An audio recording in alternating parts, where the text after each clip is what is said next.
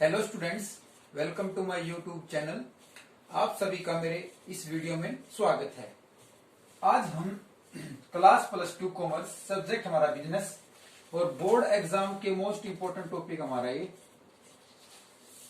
Board exam के लिए जो एक क्वेश्चन पूछा जाता हमारा, आप +2 करके बीकॉम में जाएंगे, बीकॉम के बाद एमकॉम फिर नेट, ये टॉपिक आपका पीछा नहीं छोड़ेगा। इस टॉपिक का नाम है स्टाफिंग प्रोसेस। हिंदी में क्या बोलते हैं इसको? नियुक्तिकरण प्रक्रिया।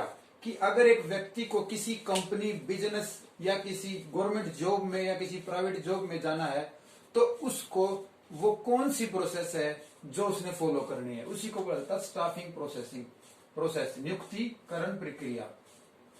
नियुक्तिकरण प्रक्रिया।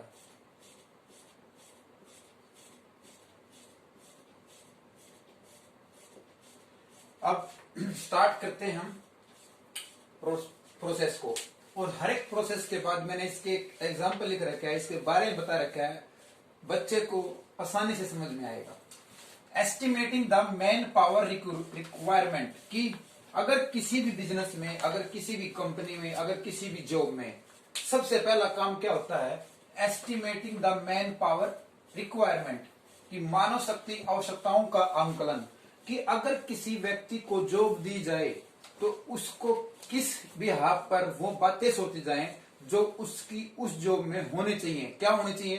कि उसका प्रमोशन कैसे करा जाए, उसका ट्रांसफर कैसे किया जाए, उसको इंटरनल प्रमोशन कैसे किया जाए, उसको छुट्टियां कितनी देनी है, उसका रिटायरमेंट का क्या है, कब वो एकदम वो नौकरी को छोड़ेगा तो उसको क्या प्रोसेस होनी चाहिए। तो इसके हिसाब से हमारा पहला काम यही है कि जो व्यक्ति को हमने नौकरी देनी है उस नौकरी के पहले सोचना कि उस नौकरी में क्या क्या चीजें हो सकती हैं।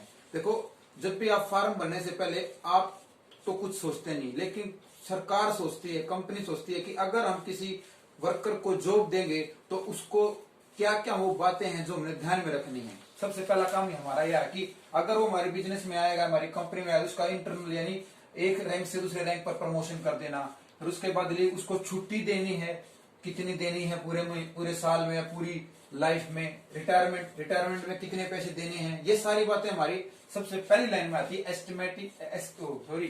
Estimating the man power of requirement, की आवश्यकता क्या थी मनुष्य की, क्यों जरूरत थी। सेकंड हमारा रिक्रूटमेंट। अब उसमें हमने एस्टिमेट लगा लिया कि अगर किसी वर्कर को हम बुलाएंगे या किसी भी व्यक्ति को बुलाएंगे तो हमें ये 3-4 बातें ध्यान में रखनी है। अब हमने सिलेक्शन प्रोसेस, भर्ती प्रक्रिया स्टार्ट करनी है। ठीक है, तो हमारा रिक्रूटमेंट, भर्ती करना में हम क्या बात ध्यान में रखते हैं? सबसे पहले हम ये ध्यान में रखते हैं कि हमने सर्च करना है, खोजना है ऐसे व्यक्ति को जो हमारे बिजनेस के लिए अच्छा है, तो उसको बोलते हैं भर्ती। यानी बहुत सारे फॉर्म निकाल देना, लेटर भेज देना किसी के घर, तो ये इसका एक हिंट है। कि जैसे कि आपने देखा होगा गवर्नमेंट जॉब के लिए फॉर्म निकाले जाते हैं, या फिर किसी के घर कंपनी का लेटर आ जाता है तो उसको बोला जाता है रिक्रूटमेंट, भर्ती। हो सकता है इन दोनों चीजों को देखकर बहुत सारे लोग अट्रैक्ट हों। 1 2 3 4 5 6 7 8 9 10 लोग इस लेटर को और इस फॉर्म को देख के अट्रैक्ट हों, उसको बोला जाता है रिक्रूटमेंट, यानी भर्ती करना।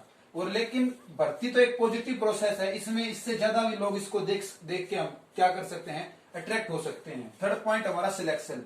अब जिन लोगों ने इसके लिए फॉर्म भरा था या फिर लेटर आया था जिन के घर, अब उनमें से सिलेक्ट करना है। ये नेगेटिव प्रोसेस होती है, क्योंकि इसमें अगर 10 व्यक्ति आए हैं और जॉब एक है तो 9 व्यक्ति वापस जाएंगे। अगर 1000 व्यक्ति आए हैं और 200 व्यक्ति लेने हैं तो 800 व्यक्ति घर जाएंगे। तो ये सिलेक्शन करना, उनमें से अब 10 व्यक्ति थे, 10 में से हमने 4 ले लिए तो क्या हुआ? 6 घर वापस चले गए। इसीलिए इसको नेगेटिव प्रोसेस बोला जाता है। और इसका एक हिंट क्या है? पर्सन एफिशिएंसी एबिलिटी, की इस व्यक्ति की कुशलता और उसकी क्षमता को देखा जाता है कि वो औरों से कितना अलग है, उसी को बोला जाता है सिलेक्शन। इसके बाद है प्लेसमेंट एंड ओरिएंटेशन। हिंदी में क्या बोलते हैं? प्लेसमेंट, की किस जगह इन 4 व्यक्तियों को हमने जगह देनी है। और ओरिएंटेशन का मतलब है कि पहले से जो व्यक्ति है उनके रूबरू करवाना, यानी हालचाल पूछवाना उसका। ठीक है, इसमें क्या प्लेसमेंट में देखो, एक तो स्टॉक प्लेस पे लग गया इनमें से, एक प्रोडक्शन प्लेस पर लग गया इनमें से, एक मार्केटिंग प्लेस पर लग गया, एक लग गया फाइनेंशियल प्लेस पर। ये चारों के चारों व्यक्ति ये रहे, फर्स्ट, सेकंड, थर्ड और फोर्थ। ये क्या था? कि अब जो हमने सिलेक्शन किया था 4 व्यक्तियों का, वो हमने चारों के चारों को व्यक्ति अलग अलग जगह दे दी जहां उनको उनकी प्लेसमेंट होनी है। इसके बाद ट्रेनिंग एंड डेवलपमेंट। अब जो 4 व्यक्तियों को हमने जगह दी थी, हो सकता है अभी उनको ट्रेनिंग की जरूरत हो, या इसके अलावा जो पहले से हमारे बिजनेस में वर्कर हैं उनको ट्रेनिंग की जरूरत हो, तो एक ट्रेनिंग कैंप लगा दिया हमने और मशीनों का, जिसपे हम उनको एक्स्ट्रा ट्रेनिंग देते हैं उनके डेवलपमेंट के लिए। तो ये कुछ ज्यादा लिख दिए मैंने, 4 तो पहले थे ही थे, 2 एक्स्ट्रा लगा दिए कि हो सकता है बिजनेस में 2 व्यक्ति और एक्स्ट्रा हो जिनको ट्रेनिंग की जरूरत हो। ट्रेनिंग का मतलब है कि अगर आपके अंदर एबिलिटी है, आप पहले से ज्यादा अपने आप को इम्प्रूव कर सकते हो। अगर आप किसी सब्जेक्ट में वीक हैं तो आप बार बार उस चीज को करके क्या कर सकते हो, उस सब्जेक्ट में आप एक्सपर्ट हो सकते हो, डेवलपमेंट हो सकता है आपका। आई होप कि आपको 1, 2, 3, 4, 5 5 प्रोसेस आपको अच्छे से समझ में आई होगी।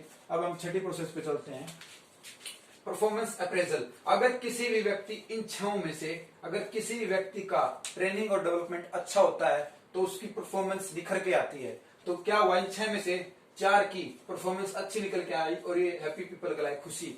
अगर आदमी को खुशी होती क्यों होती, क्योंकि उसने अपना अच्छा काम किया है और अच्छे काम से उसको खुशी होगी और अच्छे काम से बिजनेस को भी फायदा होगा और बिजनेस की परफॉर्मेंस क्या होगी, ज्यादा होगी।